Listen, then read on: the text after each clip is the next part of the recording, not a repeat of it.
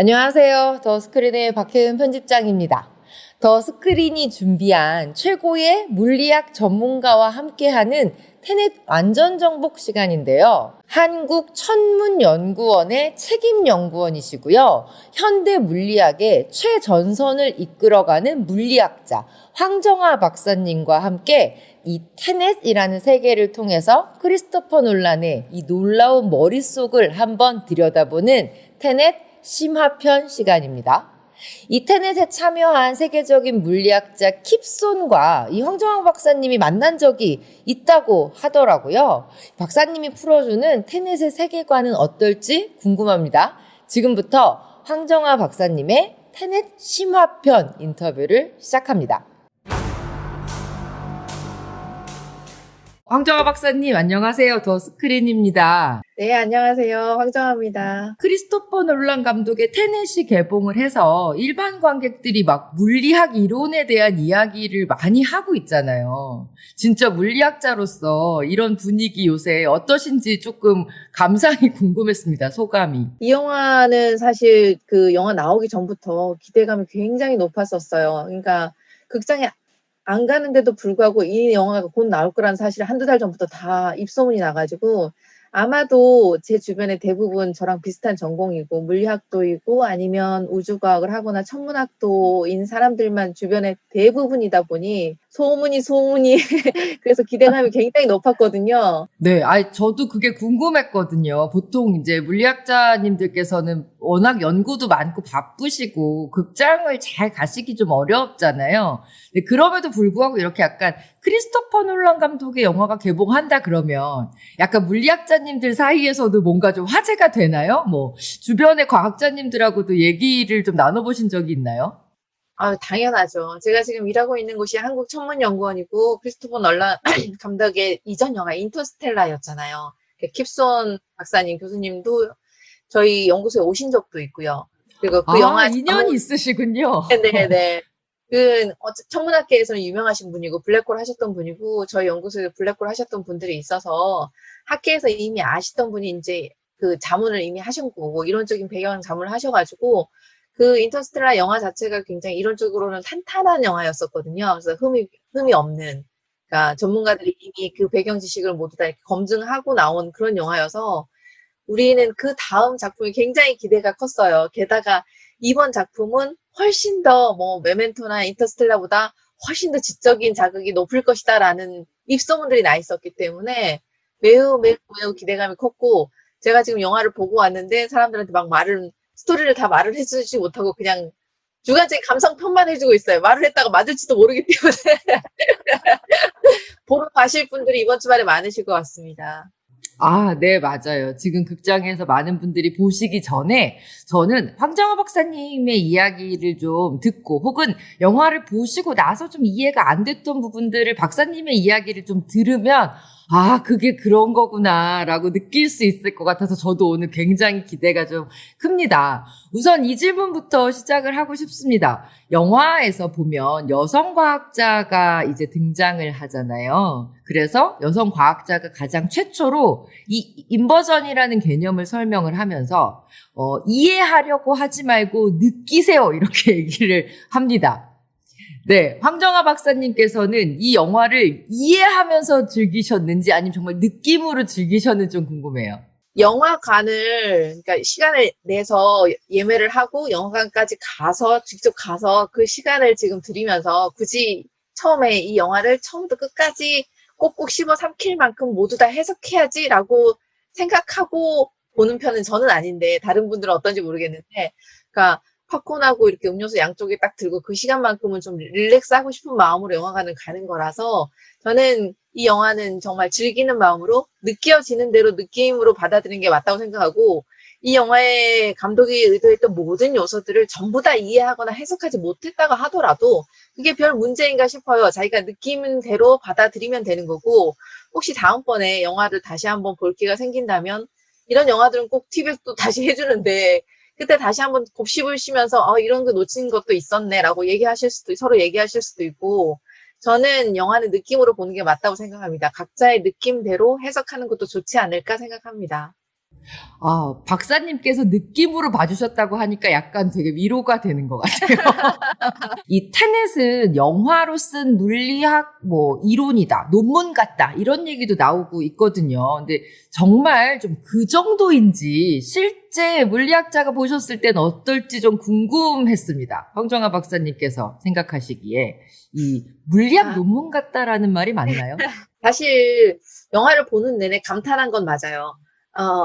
저는 이제 영화를 보고 나서는 그냥 막연하게 이 감독은 혹시 물리학이나 최소 이과 전공이겠지? 이렇게 생각을 했었습니다. 이공계열이기는 하겠지, 설마라고 생각했는데 제가 인터뷰 준비하면서 찾아보니까 놀란 감독이 영문학 학사예요.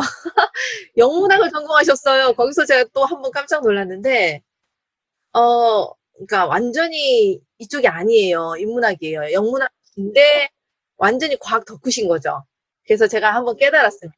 그러니까 세상에 제일 큰 덕은, 덕 중에 덕은 양덕이라는 말이 있어요. 이분은 정말 좋아서 이걸 하시는구나. 그래서 좋아서 이걸 하는 사람은 사실 이걸 배워서 하거나 일로 하는 사람을 우리가 그런 사람들을 이길 수가 없거든요. 그러니까 내가 천문학을 하는 사람들과 같이 일을 하니까 천문학에서도 사실 그 아마추어 천문학자들이 가진 그 열정을 전문가들이 따라갈 수가 없거든요. 아마추어 천문학회 동호회에 계신 분들은 틈만 나면 출사를 가시고 장비도 전문가보다 훨씬 좋은 장비를 자기 돈으로 정말 많이 사시고 정말 감탄하지 좋아서 하는 일을 따라갈 수가 없습니다, 저희가. 근데 이 놀란 감독은 정말 좋아서 과학과 물리에 빠져 있다는 게 느껴지고요. 사실 근데 이게 논문 정도의 수준은 물론 아닙니다. 그래서 최소한 학부생 정도의 굳이 제가 말씀을 드리자면 물리학과 학부생은 되지 않을까라고 저는 생각을 했으나 그 추측이 틀렸다는 데 깜짝 놀랐고요. 정말 사랑하시는구나 싶어서 저는 감사했습니다. 네. 그러면 크리스토퍼 놀란 감독의 물리학적 이해도는 한 물리학 최소한 학사 수준은 된다, 이렇게 말씀하시는 거죠? 네네네. 그 정도는 이해하시면서 영화를 만드시는 것 같아요. 네네. 이건 좀 재미 질문인데요, 박사님. 이렇게 인터스텔라도 좀 보시고 테넷도 보셨을 텐데 이 놀란 감독이 만약에 나 지금이라도 물리학을 좀 전공하고 싶다 그러면 어떤 연구 분야를 좀 추천해주고 싶으신가요? 아마 이거를 물리를 일로 하게 되면 지금처럼 재미있어 하지 않으실지도 모르는데, 어쨌든, 네. 제가 지금 속해 있는 UST 과학기술연합대학원의 캠퍼스 대표 교수도 맡겼는데, 작년 올해의 신입생들, 그러니까 대학원 신입생들, 석사 또는 박사를 하겠다고 이제 지원을 하시는 대부분의 분들이 자기의 이제 연구 계획서를 제출을 합니다. 과반수가 암흑물질과 암흑에너지를 하고 싶어 해요. 그래서 최근에 이제 핫 이슈, 2019, 2020년 가장 큰 핫 이슈는 암흑물질이었었거든요. 우주에 존재하고 있는 모든 물질의 5%는 우리가 알고 있는 질량을 가지고 있는 일반 물질인데 25%가 암흑물질이고 70%가 암흑에너지라는 게 밝혀졌어요. 근데 그게 무엇인지, 무엇으로 이루어져 있는지, 어떤 물리적 법칙을 따르는지 지금 실체가 밝혀진 게 하나도 없습니다. 그래서 그 암흑물질과 암흑에너지를 구성하고 있는 물질과 에너지들을 연구하고자 하는 젊은 과학도들이 굉장히 많아졌어요. 그러니 학생들이 전부 다 그걸 연구해보고 싶다고 하는데 문제는 지금 주류에 있는 과학자들도 그걸 이해를 못하고 있다는 거죠. 같이 찾아 나가야 된다는 물리학의 난제, 천문학의 난제인데 제 생각에는 만약에 놀란 감독이 다시 이제 공부를 시작하시겠다 그러면 그런 도전적인 학문을 정말 좋아하지 않을까 생각합니다. 그렇군요. 놀란 감독에게 꼭 전해주고 싶습니다. 암흑물질에 대한 다음 영화는 암흑물질에 대한 것이 어떻겠느냐. 놀란 감독이 시간이라는 주제를 다루는 걸 굉장히 좋아하는데 암흑물질이 그 시간 여행의 통로라고 알려져 있는 웜홀의 입구를 구성하고 있는 물질이라고 밝혀지고 있는 중이거든요. 최근 논문에. 그래서 아마 이런 얘기를 들려주면 굉장히 혹하시지 않을까 생각합니다. 꼭 두 분 연결시켜드리고 싶습니다. 저는 테넷을 보면서 또 궁금한 게요. 이 전문 물리학자의 눈으로 보셨을 때도 이제 영화를 보시는 중이지만 오, 이 장면은 진짜 천재적이다. 되게 훌륭한 상상력이다라고 좀 감탄하신 장면도 있을 것 같아요. 우리 황정아 박사님을 감탄하게 만든 그 장면은 뭘지 좀 궁금했습니다. 맨 첫 장면에서 오페라 하우스에서 이 주인공이 총알에 맞을 뻔 하는데 총알에 오히려 이렇게 그 탄피가 박혀있던 부분이 회복되는 그 첫 장면이 딱 나오거든요. 그러면서 이게 뭐지? 이러면서 주변 사람 딱 쳐다봐요. 거기가 저는 정말 예, 놀라웠던 장면이었어요. 아, 그런 상상력. 그러니까 과정을 보여준 거예요. 시간의 흐름을 역행하는 시간을 그대로 보존하면서 보여주는 거였었어요. 그러니까 과거로 가려면 그만큼의 시간이 걸린다는 것을. 그러니까 지금까지 시간 여행의 개념이 한 포인트에서 포인트로의 타임 슬립이었다면 그냥 시간을 점프하는 과정이었다면 그 과정이 다 필요하다는 것을 시간을 따라 흐름을 따라 보여주는 거 이게 굉장히 천재적이라고 생각했습니다. 그럼 결국 이 인버전이라는 상상 자체가 물리학자 입장에서 보셨을 때는 지금까지 한 번도 보여준 적 없는 어떤 과학적 상상을 영화로 보여줬다라는 점이 굉장히 놀라웠다 이렇게 정리해도 될까요? 네, 지금까지 그거가 그러니까 역행하는데 시간 순행하는 만큼의 시간이 정량적으로 필요하다라는 상상을 한 적은 없었던 것 같아요. 다들 그 시간으로 이렇게 휙 날아갈 수 있다고 생각했지. 이 비디오 테이프 아날로그 비디오 테이프를 뒤로 간 것만큼 시간이 그 시간은 짧기라도 하죠. 똑같은 시간이 필요할 줄은 몰랐죠. 이거는 예, 굉장히 예, 천재적인 발상이라고 생각합니다. 그러면 이 회전문이라는 설정도 되게 좀 유의 깊게 보셨을 것 같아요. 네, 박사님께서 보신 이 회전문의 설정에 대한 이해가 좀 궁금했습니다. 이제 일단 과학적인 타당성을 논하기가 굉장히 어려운데 사실 여기에서 제일 중요한 법칙 하나를 굉장히 깨부수고 있는 게 하나 있는데 물리학에서 매우 기본적인 법칙 학부 한 3학년 정도에 나오는 연력학 제2법칙이라는 게 있습니다. 통계물리에서 나오는데 연력학 제2법칙이 다른 말로 엔트로피의 법칙이에요. 엔트로피의 법칙. 영어로는 엔트로피인데 우리나라 말로는 무질서도라고 해석합니다. 무질서도. 모든 자연계에서의 사건의 진행은 엔트로피가 증가하는 방향으로만 진행한다. 사건의 흐름의 순서를 정하는, 그러니까 방향을 정하는 게 연력학 제2법칙이에요. 그러니까 방향의 문제군요. 그렇죠. 방향의 문제죠. 그러니까 차가운 물이 저절로 뜨거운 물로 가진 않아요. 뜨거운 물을 놔두면 차갑게는 가지만 이게 자연의 순리였어요. 방향성. 그러니까 고체를 가만 놔두면 액체가 되고 기체가 되지 기체가 저절로 고체가 될 일은 없거든요. 외부에서 뭔가를 해주지 않는 이상은. 그러니까 외부에서 열이나 또는 에너지 같은 특별한 에너지를 더해주지 않고 자연계에 가만 놔둔 상태에서는 당연히 엔트로피가 증가하고 무질서도가 증가하고 에너지는 확산되는 방향으로만 일이 진행되어야 한다는 게 대전제였어요. 엔트로피는 항상 양수예요. 엔트로피는 증가하는 방향이어야 되는데 인버전과 회전문은 그 대전제를 깨부수는 상상에서 출발해요. 엔트로피는 감소할 수도 있다. 엔트로피가 마이너스 방향으로 가면 과거로 간다. 라는 게 그 기본적인 그 물리 법칙을 완전히 깨부수는 상상력이거든요. 그래서 만약에 뒤로 갈 수 있다면, 그러니까 말씀드렸다시피 엔트로피라는 게 방향성을 제시하는 거고, 그거는 바로 시간의 개념이에요. 과거, 현재, 미래의 방향성이 결정이 되는 거거든요. 근데 만약에 엔트로피를 감소시키는 방향으로도 일을 진행시킬 수 있으면 미래, 현재, 과거의 순으로 역행시킬 수도 있다라는 게 지금 이 영화 전반을 그냥 받아들여야 되는 가정이에요. 그게 가능하다라는 게. 그러니까 이게 너무 과학적으로는 맞지 않아요, 사실. 그러니까 그걸 증명할 수 없으니까.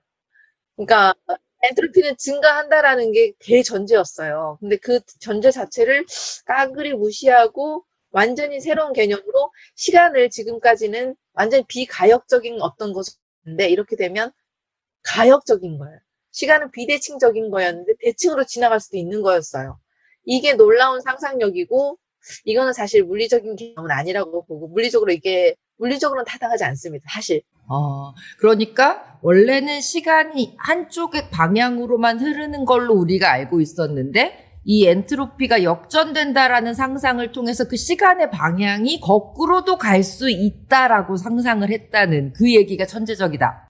그렇죠. 그 얘기를 지금 대전제로 깔고 시작했고 그런 상상력을 해낸 발상 자체가 굉장히 천재적이다. 혹시 그럼 보시면서 물론 대전제 자체를 물리학의 어떤 대전제 자체를 뛰어넘는 상상력으로 이야기가 시작하고 있기 때문에 소소한 것들은 뭐 당연히 뭐 과학적이지는 않을 수 있지만 약간 보시면서 아 저거는 조금 뻥이 센데 혹은 아니면 아 저거는 너무 과학적 타당성을 훼손하는데 이렇게 느끼신 것도 있지 않을까요? 네네. 이번 테넷에서 과학적으로 매우 중요한 사실 두 개를 근거로 가져와서 영화를 만들었어요. 첫 번째는 연력학 제2법칙, 엔트로피 증가의 법칙을 무시할 수도 있다라는 거죠. 그게 가능해야 지금 인버전이에요. 그게 이제 엔트로피가 감소하는 방향으로 진행하는 게 인버전이니까 인버전이 가능하다는 게 중요한 첫 번째 가정이고, 두 번째 가정은 지금 물질과 반물질이 만나서 소멸된다라는 가정을 가지고 왔어요. 그게 이제 또 매우 중요한 현대물리학의 발견 중에 하나인데, 입자가 굉장히 작은 단계로 매우 작은 단계로 내려가면 입자와 반물질이 있어서 전체적인 이제 합을 맞춘다는 내용인데, 여기서 보면 인버전을 한번 했다가 다시 돌아오게 되면 자기 자신하고 과거의 자기 자신을 만나게 돼요. 지금 그 영화에서 보시면 한번 시간 역행을 하시다가 다시 순행을 하게 되면 사람이 하나 더 생기면서 과거의 나와 이제 미래의 나가 만나는 장면이 생기는데, 그러면 소멸된다는 개념을 가져왔어요. 그래서 그게 이제 물질과 반물질이 만나면, 그러니까 반물질은 모든 물리적인 개념, 질량이나 전하 같은 게 그 원래 가지고 있던 것과 마이너스인 개념이거든요. 질량이 1이었다가 마이너스 1인 것과 전하가 1이었다가 마이너스 1인, 반물질은 물질의 모든 성질이 반 마이너스를 띠고 있는 이제 반대되는 물질이라는 건데, 그게 이제 미래에서 역행하는 내가 된 거고, 과거에서 순행해 오고 있는 나와 역행하는 내가 만나는 지점에서 만나면 소멸된다라는 가정을, 물질 반물질의 소멸 개념을 가져다 썼는데, 그게 중요한 가정인데, 그 사실 자체가 물리적으로 맞는 말인데, 순행하고 역행하는 두 인물이 만나면서는 소멸한 일이 한 번도 벌어지지 않고, 그 보시면 첫 번째 프리포트에서 막 그 싸울 때 그 주인공이 주도자가 과거의 자기하고 몸싸움을 막 벌이는데도 그런 일이 벌어지지 않아요. 그래서 네. 아, 이거는 뭐지? 또 거기서 또 한번 빵 터졌는데 왜 쟤네들은 싸우고 둘이서 네, 그러니까 격투를 심지어 벌이죠. 네, 몸싸움을 벌이고 격투를 벌이고 이러는데도 만났는데도 그런 일이 벌어지지 않는데, 물리적으로는 그게 맞는 사실인 걸 자기도 알고 있는데, 이게 스토리상으로 전개가 되어야 되니까 과거에 나와 미래에 나가 싸우고 격투를 벌이고 딱 만난다라는 개념 자체가, 그러면 이 사람은 그 우주복 같은 슈트를 과거에서는 입고 있잖아요. 네. 그러면서 네. 이렇게 피부가 맞닿아야 닿는 건가? 그러면서 닿는다는 개념을 어. 지금 물리적으로 완전히 몸이 붙어야 된다는 뜻인 건가? 이거 격투로는 음. 안 되는 건가? 이런 생각이 드는데, 아무튼 물리적인 사실 자체는 맞는데, 이걸 가져오면서 영화적인 스토리 라인을 구성하시면서 만나도 없어지지 않고 있어, 이제. 만나도 네. 없어져야 되는데. 이 방호복이라는 아주 작은 아이디어를 가지고 정말 반물질의 세계를 뒤집었군요. 네, 그렇죠. 사실상은 이렇게 큰 사람한테 해당되는 얘기는 아니거든요. 물질, 반물질이. 입자의 최소 구성단위 아래 최하 단위까지 내려갔을 때 물질과 반물질로 나눌 수 있다는 정도인데, 그 개념을 가지고 오셨어요, 개념 자체는. 그런데 이렇게 큰 두 사람이 만났는데 결국 사라지진 않더라고요. 그러면서 거기서 제가 또 한 번 빵 터졌죠. 아, 시간 얘기를 박사님께서 되게 설명을 해주셔가지고 저도 조금 이해가 되는데요. 이 박사님께서는 예전에 그 인터스텔라에 대한 글도 쓰신 걸 제가 봤고요. 이 놀란 감독이 주로 시간이라는 이 주제를 다루는 이유에 대해서도 한번 박사님 생각해 보시지 않았을까 싶었거든요. 어떠세요? 시간이라는 개념이 사실 다른 모든 물리적 개념과는 굉장히 다른 이상한 개념이에요, 이게. 그래서 시간이 무엇인지를 속시원하게 푸는 게 아마 물리학자들의 큰 난제 중에 하나였을 텐데, 그런 면에서 놀란 감독도 이런 거 남들이 잘 해결하지 못하고 이렇게 좀 이상한 거 이런 거 도전해보는 거 되게 좋아하시는 것 같은데, 1905년에 우리가 굉장히 존경에 맞지 않는 알버트 아인슈타인, 천재 물리학자이신 아인슈타인이 그 시간에 대해서 굉장히 놀라운 사실 하나 발표를 하죠. 그러니까 우리가 알고 있는 건 시간이란 무엇인가 이런 큰 개념적인 그런 무엇이 아니고, 아주 단편적인 시간에 대한 어떤 성질들, 속성들 하나하나를 지금 찾아나가고 있는 중인데, 그 중에 알버트 아인슈타인이 했던 특수 상대성 이론과 일반 상대성 이론에 의하면 제일 먼저 더 쉬운 게 특수 상대성 이론인데 모든 사람 그게 특수가 더 쉽습니까? 네, 특수가 더 쉬운 거예요. 사람들이 네. 이렇게 이름을 왜 이렇게 썼는지 모르는데 잘 생각해 보시면 특별한 어떤 경우에만 적용되는 게 훨씬 이해하기가 쉽고요. 일반적인 건 모든 것에 적용되는 제너럴한 이 시어리를 적용하는 게 훨씬 더 어려워요. 그래서 특수가 먼저 특수한 케이스 스터디라고 생각하시면 되는데 특수 상대성 이론에 의하면 모두에게나 정말 공평하게 흘러갈 것이라고 생각했던 시간이 모든 사람에게나 공평하게 흘러가지가 않아요. 이게 매우 놀라운 발견이거든요. 시간이 누구에게나 똑같이 흘러가지 않는다는 사실을 최초로 발표를 합니다. 여기 두 사람이 있어요. 두 사람이 있는데 두 아이가 있는데 한 사람은 가만히 앉아서 이렇게 명상을 합니다. 조용히 있어요. 근데 한 사람은 굉장히 빨리 왔다 갔다 동분서주를 엄청나게 해요. 근데 그러면 그 사람의 시계는 좀 더 천천히 흘러가게 돼요. 그래서 시간이 흐른 다음에 두 분이 만나면 이 사람은 조금 더 젊고 이 사람 명상만 한 사람 좀 늙어 있어요. 이게 지금 쌍둥이 패러독스고 요거를 극한으로 과장하면 인터스텔라의 시간 여행이 됩니다. 엘버트 아인슈타인조차도 그 시간이라는 그 중요한 물리적인 개념의 아주 일부 속성에 대해서 발표할 정도 우리가 지금 파악하고 있는 중이거든요. 그래서 시간이라는 거 자체를 건드리는 게 굉장히 매혹적인 주제인 것 같아요. 그래서 크리스토프 놀란 감독도 시간을 계속해서 얘기를 하고 메멘토 같은 거 만들고 인터스텔라 같은 거 만들고 그러니까 이게 굉장히 어렵고 어려운 만큼 비틀어 볼 만하고 상상력을 보태볼 만한 여지가 굉장히 많아서 그래서 시간 여행을 계속 주제로 하는 것 같아요. 시간에 관련된 개념에서 조금 연장되는 것 같기도 한데요. 테넷에서는 일어난 일은 일어난다라는 말이 몇 번 반복이 되거든요. 근데 이게 어떤 물리학의 이론을 기반으로 한 대사다라는 얘기도 들었어요. 뭐 하인리 이론에 대한 얘기를 좀 대사로 풀어낸 거다 이렇게 얘기를 했는데 일단 일어난 일은 일어난다라는 개념 자체가 조금 궁금했습니다. 일어난 일은 일어나죠. 이건 너무 당연한 말이잖아요, 지금은. 이 문장만 놓고 하면, 뭐 이런 아무 의미도 없는 말을, 일어난 일은 일어날 일도 아니고, 일어난 일은 일어난 거죠. 그런데 이게 테넷이라는 시간을 주제로 한 영화에서 쓰이다 보니까 굉장히 의미심장하게 해석할 수가 여지가 있는 것 같아요. 그러니까 우리가 아까 제가 말씀드렸다시피 시간의 비가역적인 순서에 대해서 말씀드렸잖아요. 과거, 현재, 미래 그리고 사건들이 연속적으로 일어나는 지금까지 우리가 일반적으로 받아들였던 시간이라는 개념이 일직선으로 가는 연속적인 것이었어요. 여기서 중요한 건 일직선과 연속입니다. 연속적인 사건이 계속해서 일어나서부터 이렇게 직선으로 일어나고 있는 것이 시간이라고 우리가 이해하고 있었잖아요. 근데 이 영화에서는 그게 아니라는 걸 얘기해주고 있는 거예요. 시간이 마치 구와 같은 거예요. 서클. 내가 이렇게 그림을 그리면 뭐 생각나는 영화 하나 있을까요? 그러니까 네. 앞뒤가 없이 이렇게 뭉쳐진 이렇게 돌아가는 컨택트. 세계 곳곳에서 그 외계 생명체가 나타나는데 그게 헵타포드였는데 언어학 전문가인 주인공 루이스가 가서 얘랑 대화를 해보려고 시도를 하잖아요. 근데 대화가 안 되는 게 이제 자기가 분석하면서 알아낸 사실이 그들의 대화가 전부 이렇게 구 형태를 띠는데 구 형태를 띠면서 과거와 현재와 미래에 대한 시제가 없다는 사실을 찾아내요. 시간이 하나의 구라는 사실을 찾아냅니다. 이 외계 생명체한테는 시간이 구인 거예요. 과거와 현재, 미래를 하고 있는 영화에서 그 시제 없는 구 형태로 대화하는 헵타포드가 등장을 하고 그렇게 생각을 하면 이 일어난 일은 일어난다라는 말을 해석할 수도 있을 것 같아요. 일어난 일은 구로 돌아가면 항상 그 시점으로 돌아갈 수밖에 없는 일어난 일은 항상 일어나는 거죠. 그래서 시제를 파괴하고 그리고 여기에서도 시간 개념이 일직선으로 상으로 시간상으로 이렇게 쭉쭉쭉 연속으로 붙어 있는 것이 아니라 불연속적으로 이렇게도 돌아갈 수 있는 사건이기 때문에 구로 돌아갈 수 있는 사건이라서 일어난 일은 그 시점에 항상 있는데 우리가 이렇게 돌아가면서 만나는 거죠. 이렇게. 그렇게 해석해 볼 수 있을 것 같습니다. 박사님께서는 또 우주천문을 전공하시잖아요. 근데 이번 테넷에서는 살짝 스쳐가듯이 얘기하기는 하는데 이 현재를 살아가는 우리가 환경 파괴를 너무 일삼아서 미래가 우리에게 어떻게 보면 복수하는 거다라는 경고에 굉장히 강한 메시지를 주잖아요.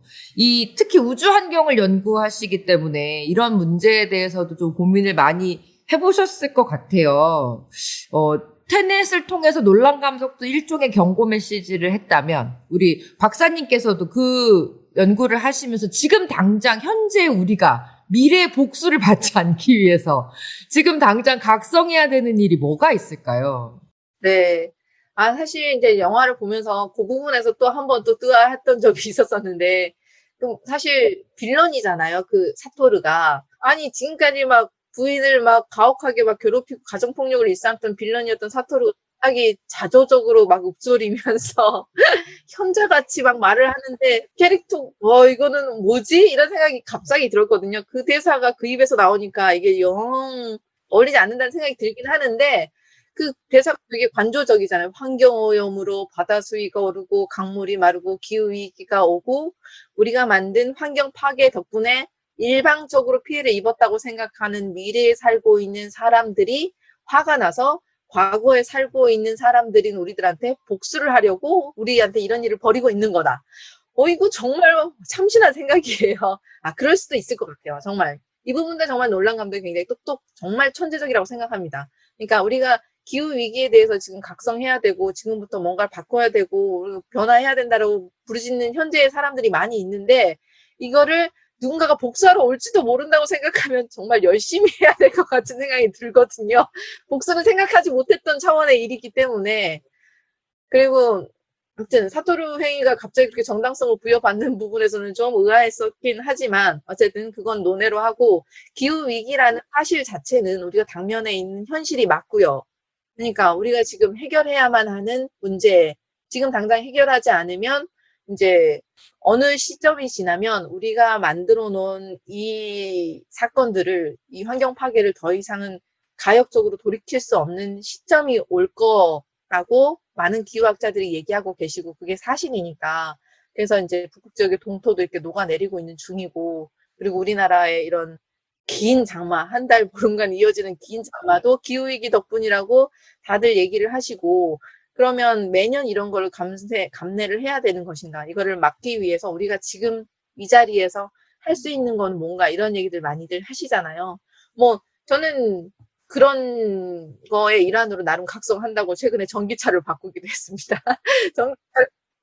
더 이상 탄소 배출을 막아야 되겠다는 생각에 전기차를 사용하고 일회용품을 줄이고 나름대로는 에너지 소비를 줄여야 되고 음식물 쓰레기도 줄여야 되고 모든 걸 미니멀라이즈 하는 삶을 살려고 노력하고 있는 중이고, 이건 이제 우리 지구를 위해서도 그렇고요. 우리 지구, 우리가 같이 쓰고 있는 지구, 또 후손한테 이제 빌려 쓰고 있는 지구죠. 정말 그 후손이 우리한테 복사로 올지도 모르니까.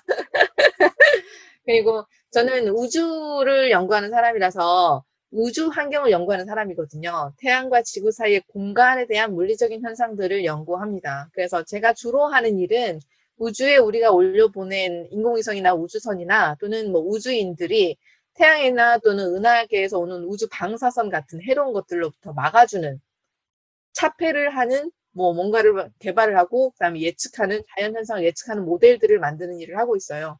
그래서 그런 일들을 할 때도 우리 지구, 그러니까 지구를 박하해서 나가서 우주에서 지구를 이렇게 내려다보는 마음으로 우리 지구를 이렇게 보호해야 된다는 생각을 하고 있습니다. 우리 지구. 우리 지구라는 말이 되게 와닿는 것 같아요. 네. 그리고 이거는 이제 좀 박사님께 대한 개인적인 질문일 수도 있는데요. 제가 들은 소문에 의하면 박사님을 모델로 한 드라마 주인공도 있었다고 들었습니다. 네, 예전에 그 카이스트라는 굉장히 유명한 드라마에서 황정화 박사님을 모델로 한 캐릭터도 있었다고 얘기를 들었는데 맞나요? 99년, 2000년에 반영된 카이스트라는 드라마인데 그 드라마의 사실 실제 촬영 장소가 제가 일하던 장소였어요. 그래서 제가 일하던 사무실과 제가 일하던 연구실, 실험실에서 드라마 배경으로 쓰였거든요, 실제로. 그래서 주말마다 그분들이 드라마 촬영하고 가면 월요일날 가서 정리하는 게 일이었어요. 그럼에도 불구하고 본방을 관심 있게 볼 마음의 여유가 그때는 없었고요. 한참 시간이 지난 다음에 제가 이제 한국천문연구원에 취직도 하고 막 이랬을 때 그런 뉴스들이 막 나오기 시작했었거든요. 그때 그 드라마의 실제 주인공은 지금 현재 어디에서 근무하고 계시다라는 기사를 제가 봤어요. 그래서 그런가? 그래서 봤는데 정말 거기 들어간 그 인물 중에 주요 캐릭터 중에 하나가 저랑 똑같더라고요. 캐릭터가. 네, 거기 물리학도이면서 인공위성연구센터에서 인공위성을 만들고 있는 여학생이 하나 나와요. 네, 이름이 민경진인가 그렇고 강성현 배우님이 맡으셨는데 그 사실 그런 여배우 그런 역할이 저밖에 없었기 때문에 이거 난가 이렇게 생각했는데 스토리 라인이 거기서 실제로 그때 송진아 작가님께서 거의 한 2년 동안 카이스트 기숙사에서 머무르시면서 실제 그 스토리들을 발굴을 하셨었거든요. 그러니 사실에 근사한 얘기가 나올 수밖에 없었고 사실에 근사한 캐릭터들을 가져다 쓰셨던 것 같아요. 그래서 황정화 박사님이 이제 드라마로 이렇게 녹아 들어간 결과가 됐었겠네요. 그 드라마 캐릭터 보시면 아시겠지만 정말 이상해요. 4차원이에요. 본인이 외계에서 왔다고 생각하고요. 아무튼 정말 그 드라마 그 대본 작업하실 때 저희 실험실 그러니까 고참 선배님들이 한두 명 들어갔었다고 들었거든요. 그래서 그 선배님들을 가만두지 않을 거라고 생각하고 있어요. 그 물리학도로서 저는 물리학이라는 학문을 정말 밖에서 보는 요만큼밖에 잘 모르지만 이 물리학자로서 세상의 어떤 물질의 원리를 이해하려고 하는 이 공부라는 거는 굉장히 저는 과학적이면서도 되게 시적이라고 생각했거든요. 박사님께서 이 말씀해 주시는 어차피 텐넷 같은 걸 보고 나면 또 많은 분들이 물리학에 관심을 가지고 진로를 또 결정하실 수도 있잖아요. 이 물리학자로서 물리학의 재미를 좀 자랑해 주신다면 뭐가 있을까요? 보면 제가 처음에 왜 물리학과를 선택했냐 이런 이제 진로 같은 거 강연하고 그러면 많이들 질문하시거든요. 그러니까 왜 물리냐? 왜 물리학을 선택했냐? 이렇게 물어보시면 저는 물리학이 방금 말씀하셨던 것처럼 모든 물리 자체가 한문으로 사물의 이치예요.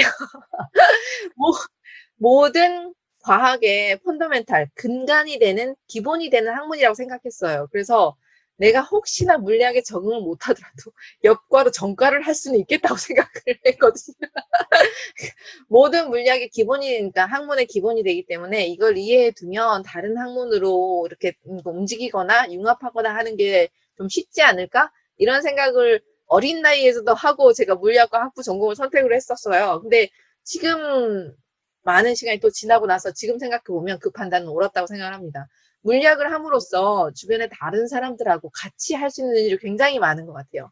물리가 모든 학문의 사실상 근간을 이루고 있다 보니까 이걸 하고 싶어 하는 사람도 많고, 궁금해하는 사람들도 많고, 물리학으로 설명해 줄 수 있는 것들도 되게 많아서, 이게 사람들이 계속 지속적으로 관심을 가지고 있고, 주변에 다른 인문학을 하시는 분들, 문학을 하시는 분들, 또 시를 쓰시거나 소설을 쓰시거나 영화를 만들거나 하는 분들과의 접합점이 굉장히 많은 것 같습니다.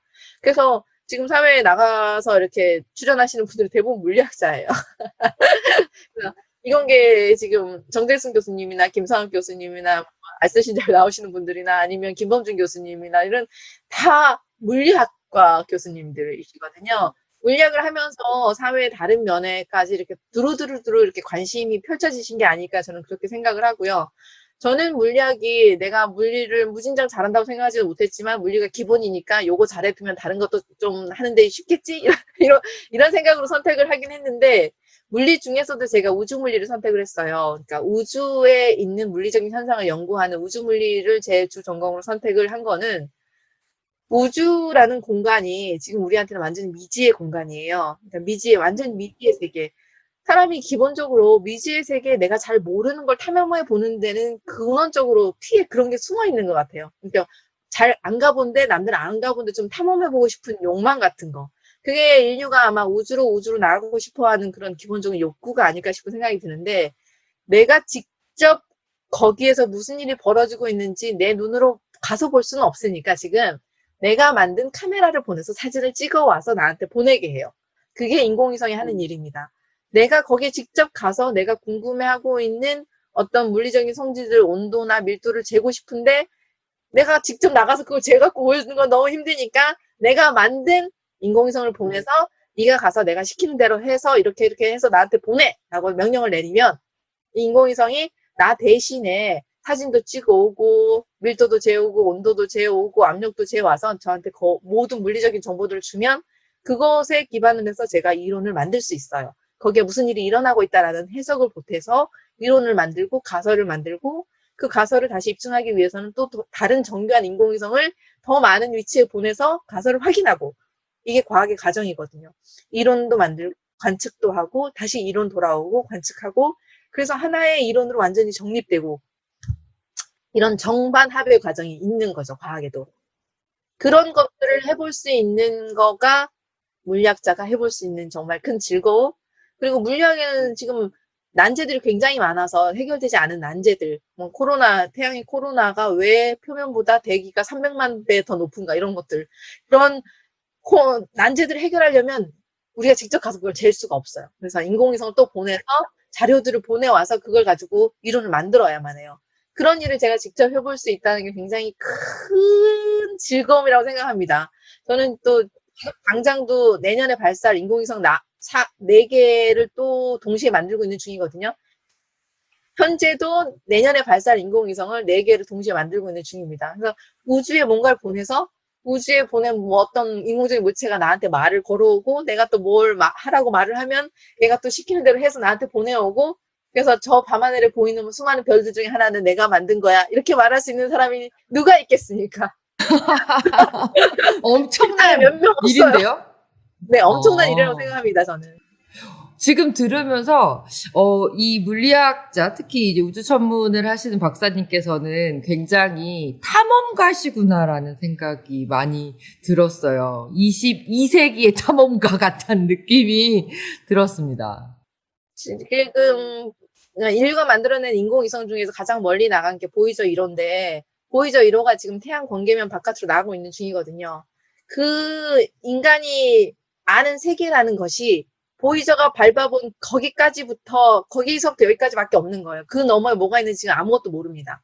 그 미지의 세계를 탐험하는 것, 그런 설계를 해볼 수 있는 것, 그런 생각이라도 상상이라도 해볼 수 있는 그런 사람이 되는 것이 물리학자가 가진 어마어마하게 큰 즐거움이라고 생각합니다.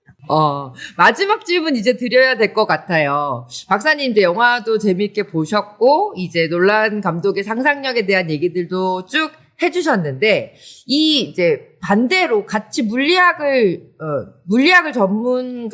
전문으로 공부하시는 분께서 이제 영화를 보셨을 때, 놀란 감독은 이 영화를 이런 이유 때문에 만들었을 것 같아 라는 어떤 그 의도를 생각해 보셨을 것 같기도 하거든요. 그 얘기를 좀 마지막으로 듣고 싶습니다. 놀란 감독은 계속해서 이런 종류의 소재를, 그러니까 시간, 기억, 아니면 그거를 이제 굉장히 이론적인 토대를 탄탄한 배경 아래서 이런 걸 만드시는 것 같아요. 그런데 이런 일을 할 수 있는, 이런 일을 구상하고 실제로 이렇게 구현하고 만들어내실 수 있는 분이 놀란 감독 말고 누가 있을까 싶어요. 그러니까 극장에 가서 이만큼의 이야기거리를 이렇게 돌아와서 물리적으로 이런 배경, 이 배경이 맞나, 저 배경이 맞나, 이건 사실인가, 저건 사실인가라는 이런 풍성한 과학적인 소재를 일반인들한테 끌어내줄 수 있는 사람이 놀란 감독 말고 누가 있을까 싶은 생각이 들고요. 그래서 이분이 정말 양덕이라는 생각이 듭니다. 그런데 덕 중에 덕은 양덕이다. 네, 덕 중에 덕은 양덕이라더니 이 사람은 정말 대박이구나 이런 생각이 드는데 네. 이런 감독이 이런 영화를 만들어 주실 수 있는 감독이 세상에 계셔서 정말 다행이고 감사하고 만약에 또 다음번에 영화를 만든다 그러면 그러니까 암흑 물질이나 암흑 에너지를 소재로 해서 이번에는 쭉 시간이었잖아요. 그 소재가. 그래서 암흑 물질, 암흑 에너지의 존재를 이제 자유자재로 막 주물주물 할 수 있는 어떤 세상이 온다면 우리가 웜홀을 통과해서 다른 시간대로 움직이는 것도 가능하지만 시간뿐만이 아니라 공간 이동도 가능하거든요. 저는 인공위성을 만드는 사람이라서 사실 우주에서 여기에서 명왕성까지 가는데 10년 걸려요. 지금 명왕성에 도착하는 인공위성인 뉴 호라이즌스가 2006년에 발사했는데 2015년에 도착했어요. 그러니까 물리적으로 이동하는데 걸리는 시간이 너무너무너무 태양계 안에서도 긴데 그보다 더 먼 은하 다른 행성 알파 센타우리라는 가장 가까운 별까지 가려면 공간의 개념을 이렇게 줄여야 되거든요. 다음번에는 공간을 비틀 수 있는 그런 영화, 그런 세상이 가능한 걸 이렇게 스크린으로 보여주시면 얼마나 좋을까. 그래서 지금까지는 시간을 가지고 계속 주물주물해서 이렇게 막 멋진 작품을 만들어 주셨으니까 이번에는 행성 간 여행도 순삭으로 가능한 그런 영화를 만들어 주셨으면 정말 좋겠고, 그럴 때 제가 꼭 코멘트 드리도록 하겠습니다.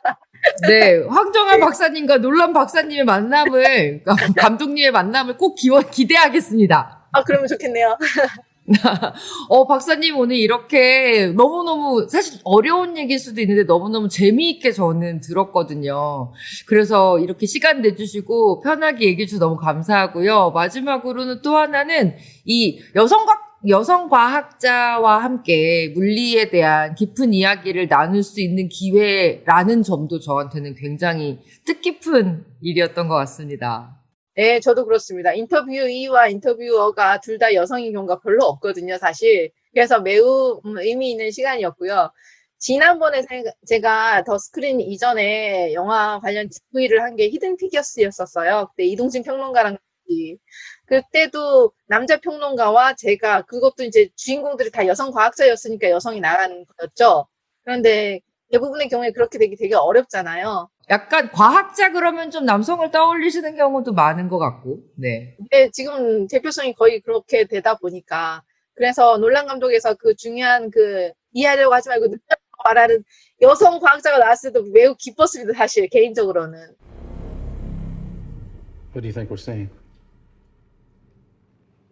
The detritus of a coming war. 예, 박사님 진짜 토요일 오전부터 진짜 감사드립니다. 저희 앞으로도 이 과학에 관련된 얘기들 박사님과 함께 진행할 수 있는 그런 시간 자리 꼭 마련해 보도록 하겠습니다. 아유, 저도 좋습니다. 이렇게 뵙게 돼서 영광입니다. 고맙습니다, 박사님. 네, 저도 영광입니다. 다음 기회에 또 뵐게요. 자, 황정아 박사님의 테넷 심화편 인터뷰 재미있게 즐기셨어요? 이 미지의 세계를 탐험하는 우주 물리학자의 어떤 이 두근거림이 느껴져서 정말 좋았습니다. 오늘도 더 스크린과 함께 재미 안목이 높아집니다. 고맙습니다.